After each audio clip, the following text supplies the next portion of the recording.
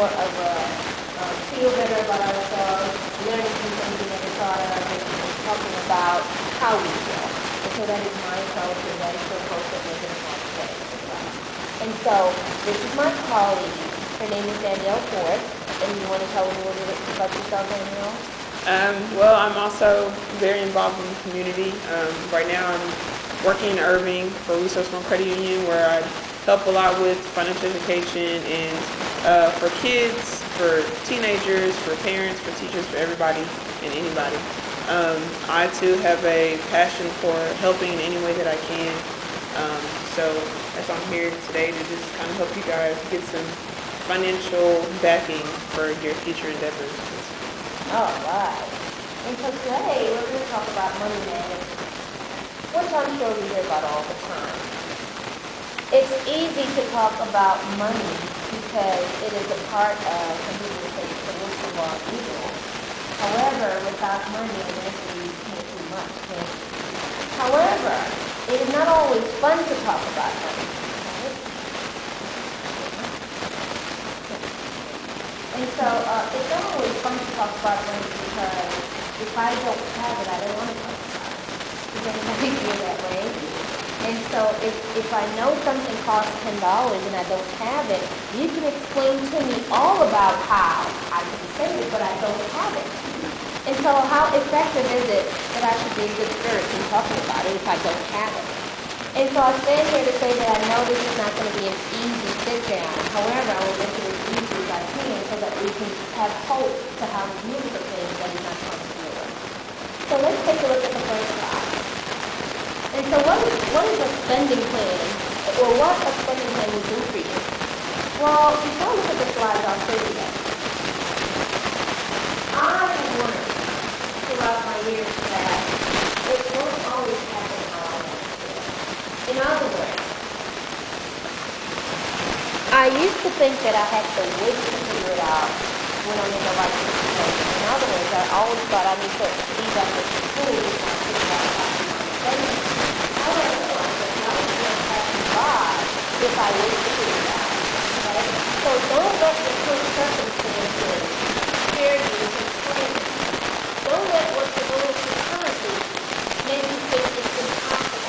Right? It's still okay to talk about the possibilities, because when you get to the point that you're ready to deal with it, you're not prepared. You already have a plan in mind. You already have a way of sustaining that difficult time. Make sense? So allow you to learn how money works. We always tell the plan how things work. Things work. We have to be secure, it enables you to make good decisions about how you use money. Planning also allows you to makes you aware of where your money is going. So those three things, as much as planning sounds difficult, it brings awareness to what's going to come into the future, right? Let's look into the slide. What would be it actually gives you a way to take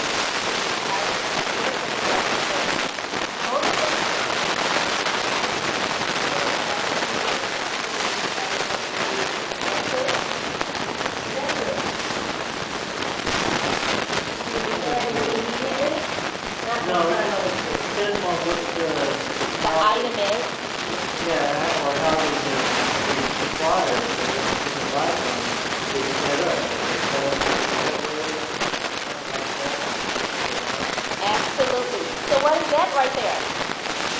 Planning. That's planning, right? Planning, a little by little, putting on the pillow is planning, right? Thinking about it for Christmas, if it's only June, is planning. And so, whichever way we have to plan, even if it's not holding pen and paper, we're planning our mind. We're planning our behavior to important. We're planning, is there a system set in place for us to pay these types of payments? And so, anywhere we look at it, building our planning is invisible because we have to plan our mind. Lastly, planning also helps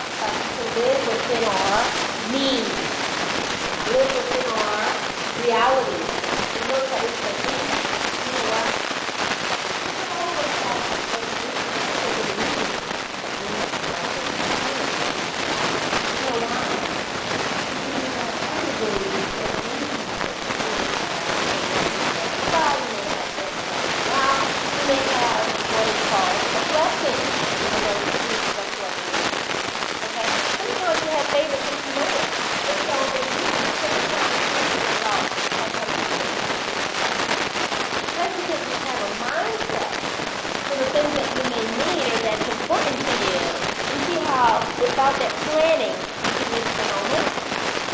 And so I didn't say income because it's not only about the money you're making in your work.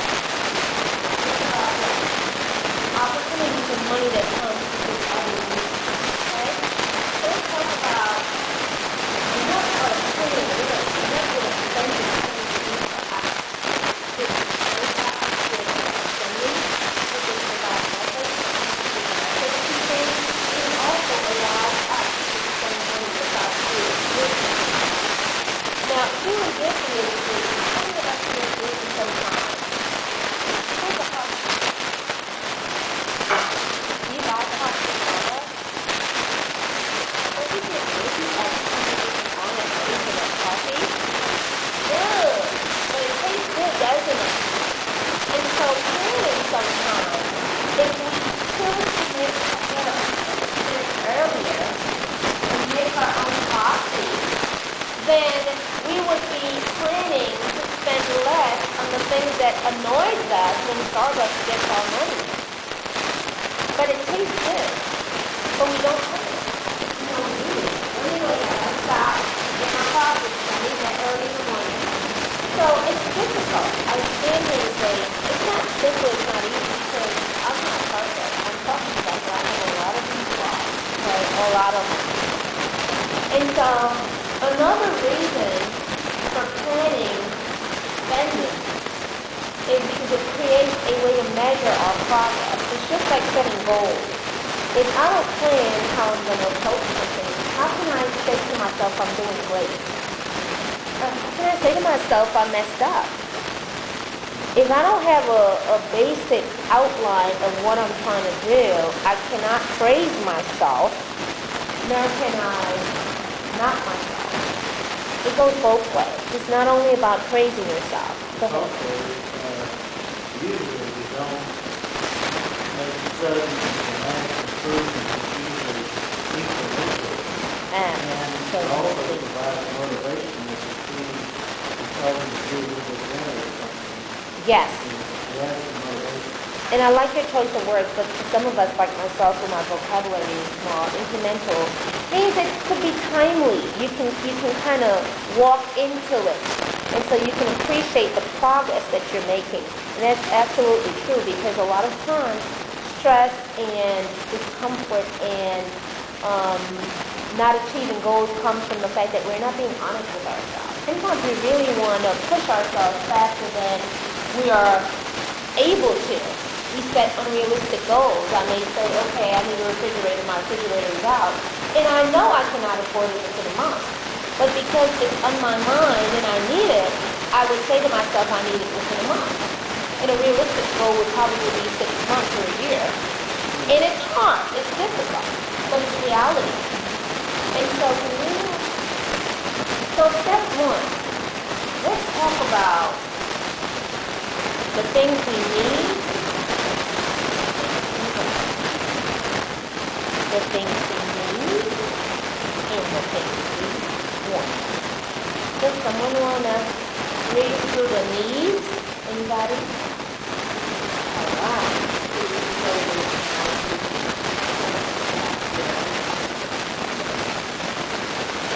Now, I definitely agree with food. Who does? I definitely agree with clothing, housing, transportation. Childcare is not applicable for all of us. Insurance is not applicable for all of us. Let's keep it real here. It's so expensive, however, there's a new law that comes out. Medicines. What do you think about medicine? Needs are going to have it. In the category of needs more, Yes. It's a need, and does it sometimes stress us out if, I know I need my insulin or I know I need my medication, however, they told me to fax the new form over to my insurance because it was denied. And then, yes, it's a need, but is it a need that is easily available?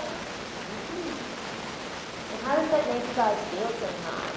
If something is something we need, but it's not so available. It's a difficult decision. Say again? This is equal position. It sure does. A lot of us are not willing to do work and do. I'm speaking for myself. Yes, yes.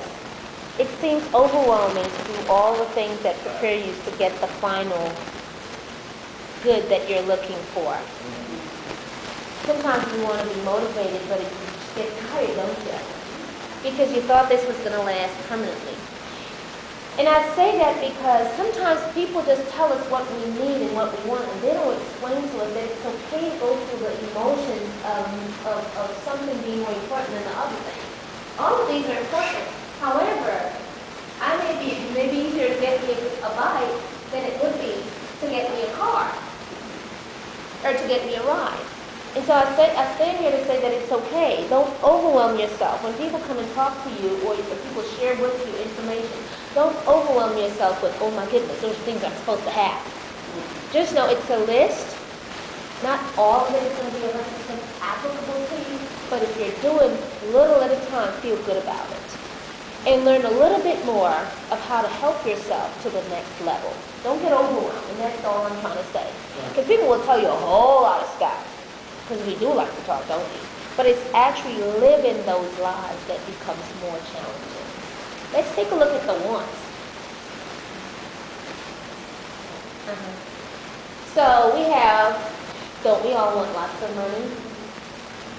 And phones, cell phone. What do you guys think of that? Remember back in the day when they had beepers and then when they had, remember the phones at the corners of the streets, the pay phones? So you see how we don't have any rights? They just eliminated them, assuming that everybody can afford a cell phone, right? What do you guys think about a telephone as a want? Well, since the cell phone is and they have taken out those phones and a lot of people don't, I mean, they use the cell phone as a home phone. Yes. And they carry with them. And I would say that's a lot of people now want to run. Yes, yes. I was a little confused when I created this presentation because a cell phone sometimes for emergency, well, not a cell phone, but a telephone for emergencies, if something is happening to you or if you're somewhere where you're not reachable, something happened, I'm concerned about how they eliminated all that other ways of making phone calls, and now you have to really have a personal phone. And did you also notice that people are no longer having home phones because all the telemarketers call you, and then all the ads and the advertisements, and then also the taxes that comes on your basic bill. It goes back to planning. So they may tell you to put in $20 a month, and you're done paying $50 because there's state taxes and this taxes and those fees and all of those things, which goes back to your planning, okay? So do not let life sometimes scare you of what you may think you need, which is what you want, and then you end up spending $50 in a telephone that you're never in your apartment to answer because you're out looking for a job, or you're out working, or you're out doing other things, and you're paying a bill that you cannot be late for because they're going to disconnect you and it may ruin your credit. So let's talk about TV and a new car and a designer jeans and vacations. Oh, we all want to take vacations. I'm looking for one right now. And a boat and tickets to go to a concert. I love concerts. However, these are listed as most of the wants. Now, what I would do as an individual, okay, these are the needs, but don't ever totally eliminate your wants. Because some of your wants is a reward, okay? For example, if you worked hard this week and you did a great job, who do you pay first? Amen. And it doesn't mean you have to pay yourself a whole lot of money. It could be just a candy. It could be probably just a coffee.